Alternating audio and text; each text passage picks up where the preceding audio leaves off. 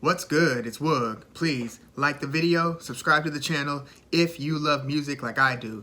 Parquet Courts have just announced their new album, Sympathy for Life. It's supposed to come out October 22nd. They just dropped a new single, Walking at a Downtown Pace, and they have a pretty unique rollout planned for this new album. And I just wanted to take a moment to basically ask the question, how or why do Parquet Courts keep on winning with every album release? The consistency that they've showed album by album since coming out with American Specialties and then obviously Light Up Gold in the beginning of 2013, they pretty much haven't missed. I mean, there have been a couple EPs that got less than favorable reviews, but for the most part, they've been hitting a home run or something close to it with every major album release, which is a rare thing for a band, whether they're a successful band like, Coldplay, or even some of the more renowned indie darlings. Like, they're often hits and misses within the discography. But again, Parquet Courts have pretty much gotten it right with every album. So why is this? What are some of the things that I'm noticing album by album that are lending itself to this type of consistency over time while avoiding the, either critical or public burnout that a band often goes through? We see this all the time. But yeah, Parquet Courts, one thing that off the bat, that I was able to pick up on as soon as I heard Light Up Gold, pretty much their breakthrough album in the beginning of 2013, even though the first tracks were released in 2012, it was technically a 2013 album.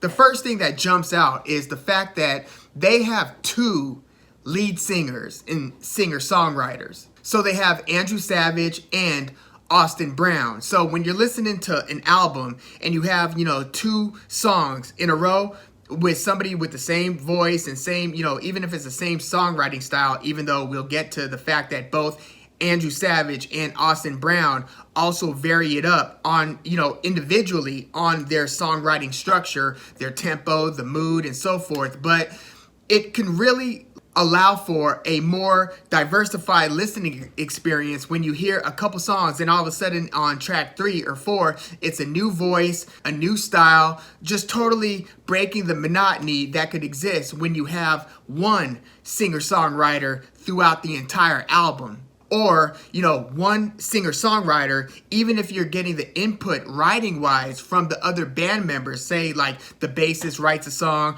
the drummer or other guitarist writes a song, but you have one vocalist singing throughout the whole thing, even that can be a more difficult long play listen than if you have an actual two singer-songwriter scenario where you're getting a different voice on about half of the tracks. So, for instance, the Beatles, it's easier to make a complete album that you don't feel like stopping or skipping through when you have varied vocalists throughout the album. You could have, two John Lennon songs followed by a Paul song, then a George Harrison song, and you could even get Ringo on a couple vocals. It is, after all, Ringo Starr who's doing the vocals on With a Little Help from My Friends, track 2 from Sgt. Pepper's Lonely Hearts Club Band. But yeah, huge advantage having two people who could vocalize and songwrite, making a Parquet Courts album a much more rich listen. Now, another thing that I've noticed, and first of all, let's kind of break this down. Like, American Specialties was their debut, that was in 2011, but they really got going at the end of 2012. Well, okay, so the first pressing of Light Up Gold was late 2012. So we'll consider that a 2012 album. But that was the one where, Pitchfork and all the Metacritics and stuff, they rewarded it very favorably. We're talking like 8.0 or 80% and up. And then they had an EP in between in 2013. It was Tally All the Things That You Broke. And then Sunbathing Animal came in 2014. Content Nausea, another EP, was later 2014. And then Human Performance was another major album in 2016. They had another EP. It was a collab EP in 2017 called Milano. And then Wide Awake was a major album in 2018.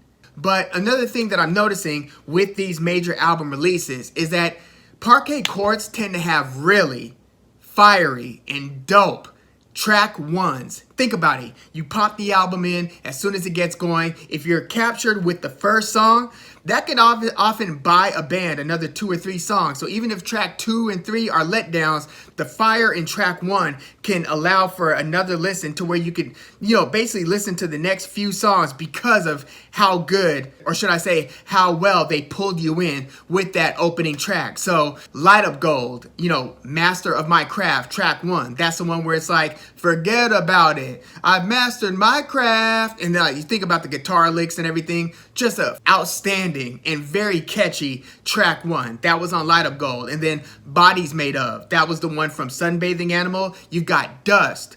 Dust is everywhere. Sweet. And then you got that guitar lick. Dun, dun, dun. That was on Human Performance, another great track 1. And then obviously on the latest, Wide Awake, Total Football, track 1. Outstanding track, super catchy, just makes you hope that, I hope all these songs on this album are as good as this track 1. But again, huge advantage if you could come out the gate swinging with track 1, and that seems to be a hallmark of a Parquet Courts album, a phenomenal track 1.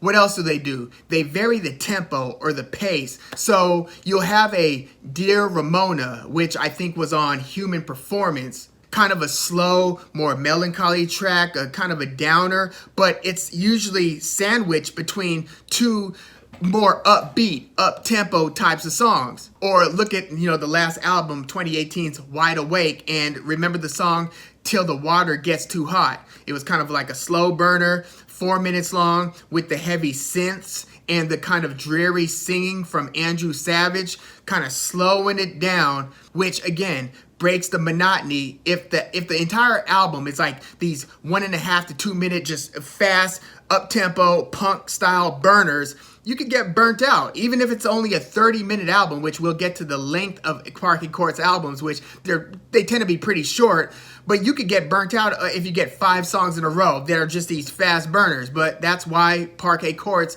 varies the tempo. It just makes, again, for a more complete and balanced album listen. They also have kind of mastered mastered my craft, but they've mastered these very tasty guitar licks, man. And it's not just, they strike the right blend of these different rock, punk rock, indie rock subgenres. So they put just enough fuzz on the guitar where it's still short of shoegaze or dream pop. It's not quite that washed out and fuzzy, but they turn it up just enough where it's kind of that post-punk, which itself is kind of an umbrella subgenre, right? Within post-punk, you have a lot going on, but they play with the sound enough where it's an earworm, where you could call it that C86 or jangle style of guitar, kind of reminiscent of, I don't know, The Fall or even The Clean out of New Zealand, one of the Dunedin bands of the beginning of the 90s, late 80s. Just these very captivating and delicious sounding guitars that just kind of get stuck in your ear because of how they're kind of playing with the notes in between notes, and it really kind of makes for like these long-lasting guitar riffs. But then they will also break out into these kind of more fuzzed out and crunchy jam parts of the song, so they can have a nice riff where it's some like little playful sound that gets stuck in your ear, but then they'll have like a 2 minute towards the end of the song, or even 30 seconds, which might sound like 2 minutes, because a lot of these Parquet Courts songs are 2 minutes, 2.5 minutes, even 1.5 minutes in some cases. So you could have like the guitar riff for the first minute and then play with it for 30 seconds at the end, and it sounds like a jam session, even if it's only 30 seconds, because of how much they're just freaking their instruments, the bass, the 2 guitars, Andrew Savage's brother Max Savage on drums. They just start to jam out and freak out in different parts of some of these songs, which again breaks the monotony. So even if you have a cool guitar riff, if you're just relying and playing on that guitar riff, even that could get a little bit old. But again, Parquet Courts mixes it up enough. And then, it's weird. They'll have, a lot of their albums are like 30-something minutes long, very, very short.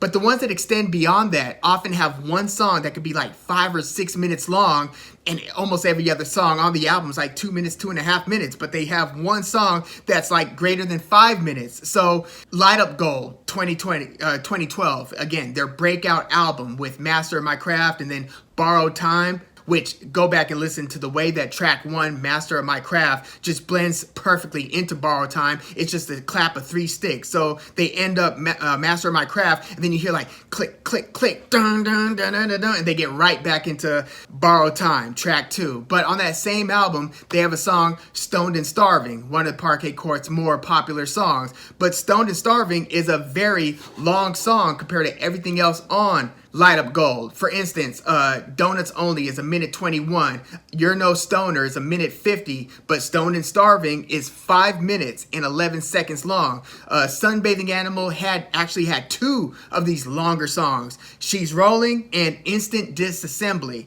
She's Rolling was like 6.5 minutes long, and Instant Disassembly was over 7 minutes long. Whereas Human Performance had the song One Man, No City. Wide Awake, on the other hand, didn't have like that super long epic. They pretty much kept it. I mean, they had a couple like a minute 22 song and a minute 41 song, a couple 2 minutes and some change songs, but they kind of balanced it more where the track list has a lot more 3-minute and 4-minute songs on Wide Awake. I don't know if that's because they actually brought in a super producer in this case. They had Danger Mouse producing their last album, Wide Awake. Danger Mouse, the Grammy Award winner who's worked with everybody from MF Doom to the Black Keys. Like, Danger Mouse has done it all. He did that really popular Portugal the Man song, the one that took that Dear Mr. Postman theme, Feel It Still, I think. Yeah, so Danger Mouse produced Wide Awake, so maybe that's why the run times of these songs were a little bit less punky and a little bit more balanced. But again, even in that case, you had a couple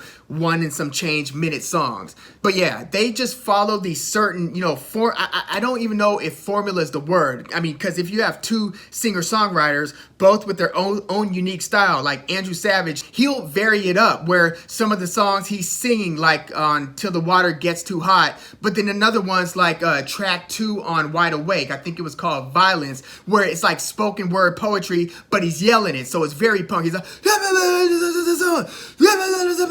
and it's usually pretty smart lyrically, political in some ways, social commentary in other ways. Very aware band, Parquet Courts, both Andrew Savage and Austin Brown. But yeah, Andrew Savage will vary it up even within his own songwriting. And also, in the beginning of Parquet Courts' career, let's talk, Light Up Gold. It was a lot more 50-50 in terms of the song distribution, like how many songs are Savage songs and how many songs are Austin Brown songs. Sunbathing Animal was pretty balanced as well, as was Human Performance, but Wide Awake was a lot heavier Andrew Savage than it was Austin Brown. Austin Brown, I think, only did like 3 or 4 songs on Wide Awake. I mean, he was featured and playing on all of them, and sometimes he would augment Savage's lead vocal with his accompanying vocal, but Andrew Savage took over most of the songwriting in the last album. We'll see if that trend continues on this upcoming Parquet Courts album. But I think I prefer Andrew Savage's vocals overall. Distinct voice. Austin Brown has a higher voice. He sounded almost kid-like earlier in their career, where he's like, I got a gold record dotted line on Master of My Craft. But then again, some of the best Parquet Courts songs and some of the funnest songs are Austin Brown led vocals and songwriting. So it's really a mixed bag there. But Parquet Courts, again, if you look at like their Metacritic scores, look at how consistent this band's been, there are not too many that have been doing it album over album without missing a beat, maintaining their level of quality per album without getting stale. Like, there are a lot of things they did on Wide Awake that they weren't doing on earlier albums. Like, listen to the title track, Wide Awake. When else have you heard a Parquet Courts album that sounded that funky? Like, they've really even blended some of their subgenres. But yeah, they kind of hit this right balance of a lot of the indie subgenres, post-punk subgenres, where it's just enough punk, just enough post-punk with the synths involved, just enough jangle guitars. I love the mix. And again, they'll vary it up between singing and shouting and speaking. It's just a very dynamic band. And I think that or those are some of the reasons Parquet Courts have been able to maintain this level of excitement album by album, and it doesn't seem, or I hope that it doesn't drop off with this upcoming album that's supposed to come out in October called Sympathy for Life. But yeah, let me know what you think about Parquet Courts. What is your favorite Parquet Courts album? For me, it's kind of hard to choose. I really like, as much as I like Sunbathing Animal and I really like Human Performance, it's hard to say no to Light Up Gold, the one that kind of kickstarted it all. Even though they had the American Specialties album before that, it really was Light Up Gold that really put them on the, we'll call it the pitchfork map, you know what I mean? Wide Awake to some is their best and most complete album to date. So again, when you start having those conversations where you're going to get varied opinions on what your favorite Parquet Courts or fill in the blank band album is, that tells you something about the overall level of quality. It's not like some of those artists who will have like one or two really good albums and then everything else is kind of eh. No, that's not Parquet Courts. But yeah, let me know what you think in the comments. Please like the video, subscribe to the channel if you love music like I do. I'm Woog. Thanks for tuning in.